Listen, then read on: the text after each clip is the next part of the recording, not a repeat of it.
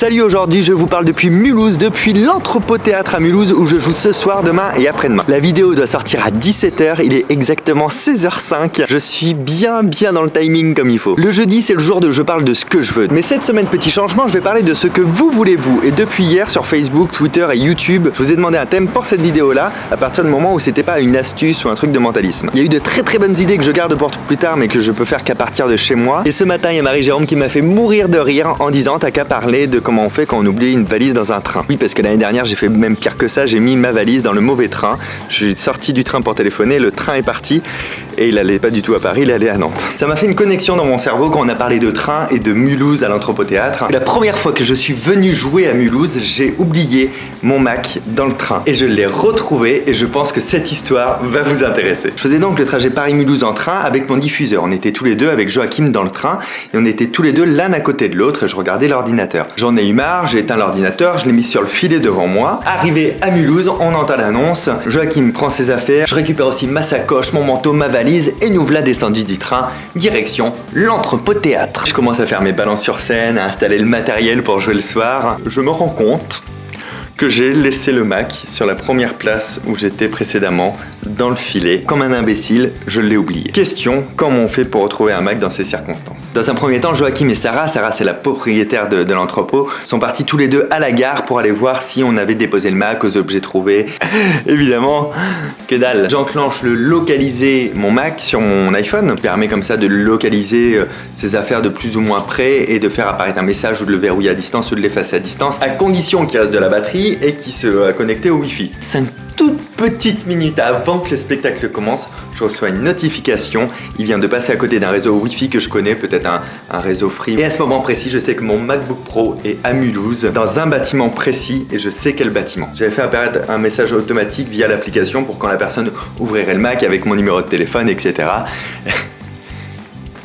Pas tellement rappelé. Mais je vais jouer le cœur léger parce que je sais qu'on va récupérer ce Mac, je sais qu'on va le retrouver, qu'on n'aura pas de problème. Tout d'abord avec Joachim, on a fait le point sur qui était dans le wagon avec nous à ce moment-là, qui était descendu. Il restait pas grand monde. À nous deux, on a pu revisualiser quelles étaient les personnes âgées, il y avait un jeune, etc. On s'est refait les entrées et les sorties des personnes qui étaient sorties avant nous, après nous du train, et le seul suspect potentiel était un jeune qui avait une vingtaine d'années. Il a ouvert l'ordinateur juste avant que je joue, donc à peu près à 20h20, 20h25. Ça collait pas avec notre heure d'arrivée qui était de 14h. Pour moi, à 20 ans, tu trouves un Mac à 14h, t'attends pas à 20h30 pour essayer de voir s'il fonctionne. Ça colle par contre si c'est quelqu'un qui travaille et qui va attendre de rentrer chez lui pour pouvoir l'ouvrir. Et d'un coup, tous les soupçons se portent sur les personnes qui font le ménage dans le train. Et on part donc sur cette piste-là, sur l'idée que c'est quelqu'un qui travaille dans ce train. Je vous rappelle que grâce à la localisation que j'avais eue durant quelques secondes la veille à 20h20, j'avais un bâtiment très précis qui était situé dans Mulhouse. Nous partons donc à midi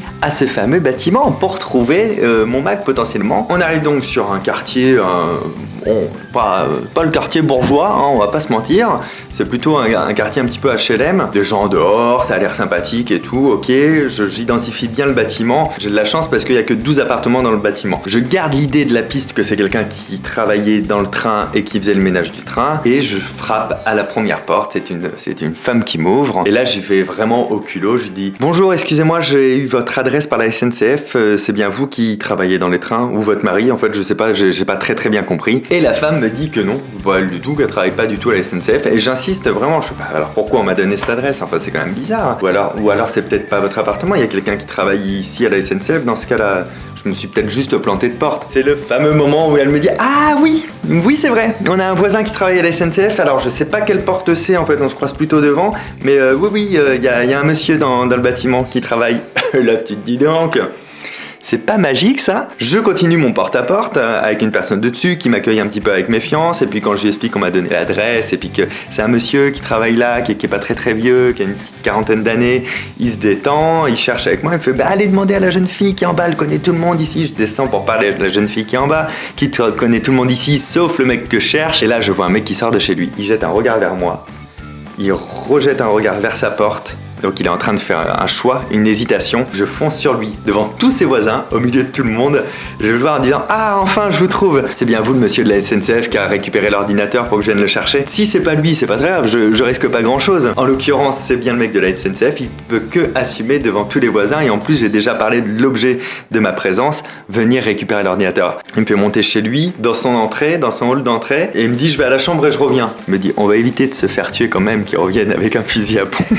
Je dis « Oui, bah écoutez, c'est vos employeurs qui m'ont donné votre adresse directement, ils m'ont dit que c'est vous qui l'aviez, donc comme nous on habite juste à côté, c'était plus simple de passer quoi. » Là il a eu la petite phrase magnifique, la petite phrase de trop d'ailleurs, qui a été de dire « Vous avez de la chance que ça tombe sur moi hein, quand même. Hein. Ça aurait pu tomber sur quelqu'un de malhonnête, bah c'est ce que t'es mon pote quand même, parce que tu t'es barré avec l'ordinateur, hein. C'est pas très grave, mais bon, essaye pas d'avoir plus de remerciements quand même que ce que je suis en train de faire. » Bref, je récupère le Mac à ce moment-là, on repart avec Joachim, on attend d'être vraiment éloigné pour rouvrir le Mac et de voir qu'il fonctionne et que tout va bien, et on a récupéré.